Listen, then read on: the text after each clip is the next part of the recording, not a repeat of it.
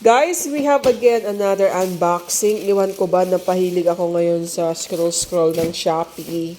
Tapos, basta hindi masyadong kamahalan, try natin i-order. Siyempre, umorder tayo nito. Tingnan nyo kung ano na naman to para sa bahay. Para sa bahay na naman itong in-order natin. Ito ay nakita ko lang din sa... Ay, TikTok pala to. Sa TikTok pala to.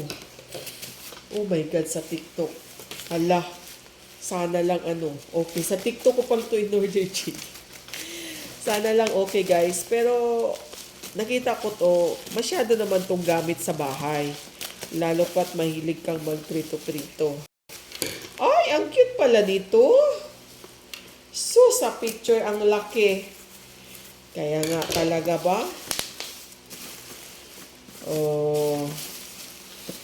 Parang pag magaling talaga sila mag-video. Ganito lang pala kaliit, guys. Oh my God! Kung saan ang ano dito, hawakan? Ah, ito. Pero okay na rin. Kasi guys, paglagyan siya ng used oil, diba, nindot naman siya. Kaya dako muna na siyang pitchel.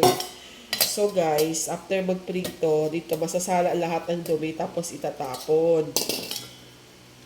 Akala ko na naman, walang... Okay na rin to pala. Magkano ba to? Basta itong dalawa na ay, baliktad pa. Tingnan nyo. Nasa likod ang... ano ba yan, Mami G? Ayan. Okay na din pala. Dalawa in-order ko, guys, para kung magprito ng isda, kagaya ngayon, nagprito ng pompano. Siyempre, hindi ka naman pwedeng magprito ng hindi madami-dami ang mantika. So, kailangan sobra-sobra. Hindi naman totally sobra, pero talagang may excess talaga. So, yung used oil, pwede pa yan igamit pag magisa-gisa ng mga gulay.